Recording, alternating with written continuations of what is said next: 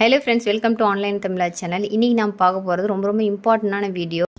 Rank list வந்து release பண்ணிட்டாங்க. இதற்கிடையில் வந்து கட் ஆஃப் வைஸ் என்ன நடந்திருக்கு அப்படிங்கிற அனாலிசிசிங் வீடியோ வந்துகிட்டே இருக்கு நம்ம சேனலில். இதுக்கு எப்படி வந்து சாய்ஸ் ஃபில்லிங் வந்து பண்ணுறது, சாய்ஸ் வந்து எப்படி எடுக்கிறது, ரேங்க் வச்சு எடுக்கிறதா இல்லை வந்து கம்யூனிட்டி ரேங்கா இல்லை ஜென்ரல் ரேங்கா இல்லை கட் ஆஃப் வச்சு எடுக்கிறதா. ஏன்னா இவ்வளோ நாள் கட் ஆஃப் வச்சு பேசிட்டு இருந்தால் திடீர்னு ஒரு ரேங்க்னு ஒன்று புதுசாக ஒருத்தவங்க வந்துட்டாங்க. அப்போ எதை வச்சு எடுக்கிறது அப்படிங்கிறதுக்கான தெளிவான வீடியோ தான் இந்த வீடியோ இருக்க போது.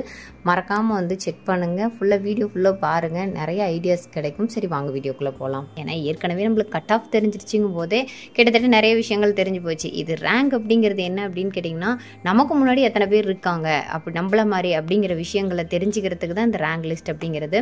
ஸோ இப்போ நமக்கு முன்னாடி எத்தனை பேர் இருக்காங்க அப்படிங்கிறதுல நமக்கு வந்து ஃபுல் டீட்டெயிலாக ஜென்ரல் ரேங்கில் தெரிஞ்சிடும். சரிங்களா? ஓவராலாக வந்து பார்த்திங்கன்னா எவ்வளோ பேர் அப்ளை பண்ணியிருக்காங்க அப்படின்னு பார்த்திங்கன்னா அரௌண்ட் வந்து 1,70,000 நியர் வந்து 2 lakh நியர் வந்து அப்ளை பண்ணியிருக்காங்க. பட் ஃபுல்லாக வந்து சர்டிஃபிகேட் வெரிஃபிகேஷன் இதெல்லாம் முடிச்சது யார் அப்படிங்கிறத வந்து தெளிவாக அடுத்த சைட்டில் போடுவாங்க.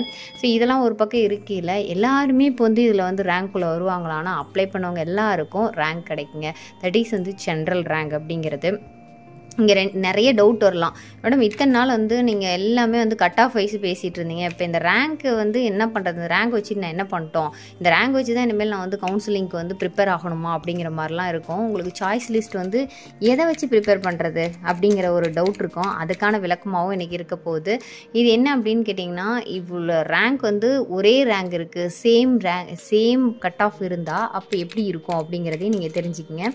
சேம் கட் ஆஃப் இருக்குது. இப்போ ஃபார் எக்ஸாம்பிள் 198 ஒரு 10 ஸ்டூடெண்ட் எடுத்திருக்காங்க அப்படின்னு வச்சுங்களேன். உங்களுடைய ரேங்க்கு நான் 10வது இடத்துல இருக்கேன், எப்படி மேடம் பாசிபிலிட்டிஸ் அப்படின்னு உங்களுக்கு டவுட் வரலாம். ஸோ இது வந்து நிறைய சீனியாரிட்டி அடிப்பில் பண்ணுவாங்க. எப்படி அப்படின்னு கேட்டிங்கன்னா ஒரு 4 க்ரிட்டீரியா வச்சுருப்பாங்க.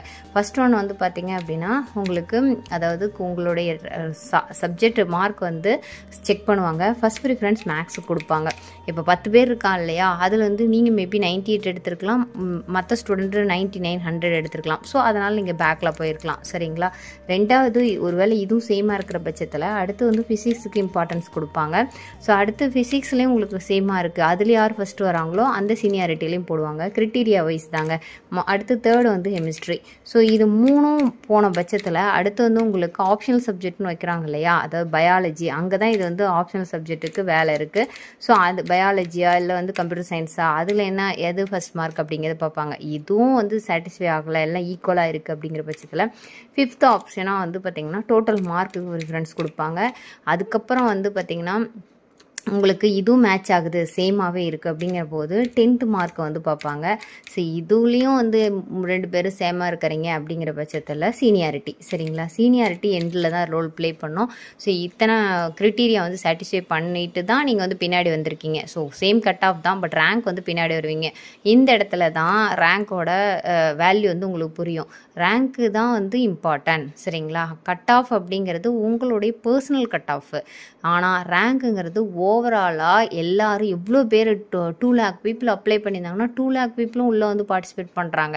அதில் எத்தனை பேர் 198 எடுத்திருக்காங்க அப்படிங்கிறத பொறுத்து நீங்கள் எந்த வரிசையில் நிற்கிறீங்க, எந்த வரிசையில் எத்தனாவது பொசிஷன் அப்படிங்கிறது தாங்க இது.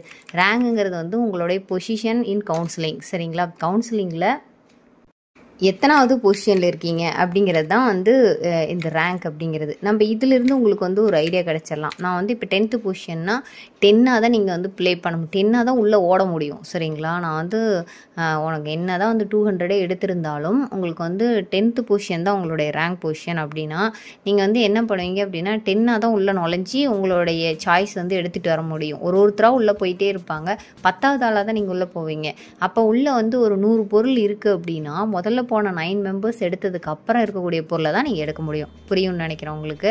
சரிங்க மேடம், இப்போ வந்து கம்யூனிட்டி ரேங்க் இம்பார்ட்டனா ஜென்ரல் ரேங்க் இம்பார்ட்டனா அப்படிங்கிறது உங்களுக்கு டவுட் இருக்கலாம். எங்களுக்கு 2 ரோல் ப்ளே பண்ணோம். ஒன்று வந்து ஜென்ரல் அண்ட் கம்யூனிட்டி. பட் நம்மளுடைய சைட்டில் கொடுக்குறது எல்லாமே ஜென்ரல் ரேங்க் தாங்க. ஆனால் இங்கே கவுன்சிலிங் எதை டிபெண்ட் பண்ணி பண்ணுவாங்க அப்படின்னு பார்த்தீங்கன்னா ஃபுல்லாக ஜென்ரல் ரேங்க் டிபெண்ட் பண்ணி தான் பண்ணுவாங்க. எல்லாமே வந்து ஜென்ரல் ரேங்கில் வச்சு தான் கவுன்சிலிங் ப்ராசஸ் நடக்கும். சரிங்களா? நீங்கள் ஓசியாக இருக்கலாம், பிசியாக இருக்கலாம், பிசிஎம்மாக இருக்கலாம், எஸ்சியாக இருக்கலாம், எஸ்டியாக இருக்கலாம், அதை பற்றி கவலை கிடையாது. இங்கே வந்து பார்த்திங்கன்னா ஜென்ரல் ரேங்க் வச்சு தான் ப்ளே பண்ணோம். ஓகேங்களா? இப்போ நான் ஜென்ரல் ரேங்க்னா இப்போ எதுக்கு மேடம் என்னுடைய கம்யூனிட்டி ரேங்க் அப்படிங்கிறது ஒரு டவுட் வரலாம்.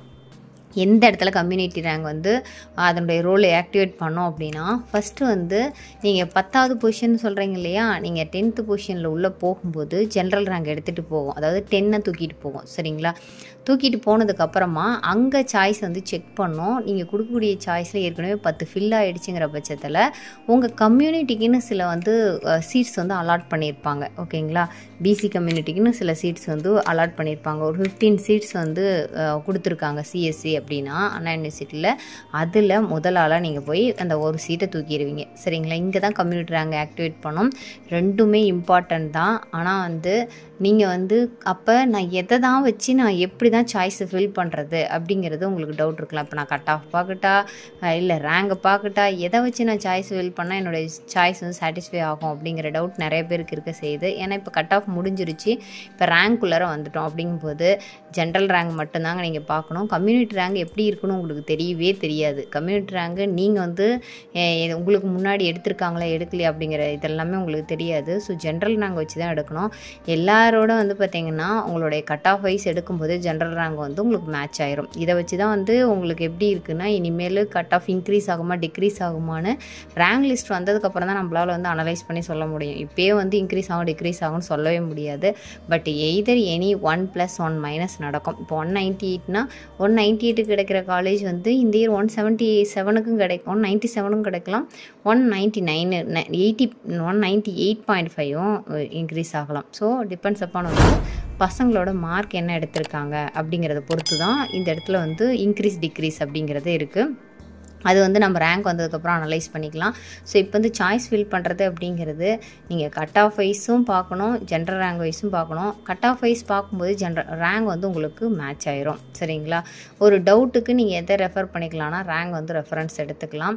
ஆனால் வந்து சாய்ஸ் எல்லாமே வந்து பார்த்திங்கன்னா உங்களுக்கு அது கவுன்சிலிங் ப்ராசஸ் எதை வச்சு தான் நடக்கும் அப்படின்னா ஜென்ரல் ரேங்க் வச்சு மட்டும்தான், ரேங்க் வச்சு தான் நடக்கும். இந்த இடத்துல கட் ஆஃப் ரோல் ப்ளே பண்ணாது. நான் ஏற்கனவே சொல்லிட்டேன், 198ல் 10 பேர் இருக்காங்க அப்படின்னா நீங்கள் வந்து பார்த்திங்க அப்படின்னா ஒரு 50 to 16 எடுத்திங்கன்னா நான் 60th 59th பொசிஷனில் இருக்கிறேன்னா 59வது மட்டும்தான் உள்ளே போய் பார்ட்டிசிபேட் பண்ண முடியும். 150வது ரேங்கில் உங்களால் பார்ட்டிசிபேட் பண்ண முடியாது. சரிங்களா? ஸோ அதனால் இதெல்லாம் வச்சு பார்க்கும்போது ரேங்க் வச்சு தான் உள்ளே போவீங்க. ஆனால் வந்து சாய்ஸ் ப்ரிப்பேர் பண்ணுறது கட் ஆஃப் வைஸ் பண்ணும்போதே உங்களுக்கு மேட்ச் ஆயிரும். சரிங்களா? ஏன்னா அந்த ரேங்க்கும் கட் ஆஃபும் வந்து சிமிலராக தான் வரும். ஸோ அதனால் ரெண்டையுமே அனலைஸ் பண்ணிக்கங்க. நம்ம எப்படி அனலைஸ் பண்ணுங்கிறதுக்கான அடுத்தடுத்த வீடியோஸ் வந்துகிட்டே இருக்குது. இப்போ உங்களுக்கு ஓரளவுக்கு ஐடியா கிடச்சிருக்குன்னு நினைக்கிறேன்.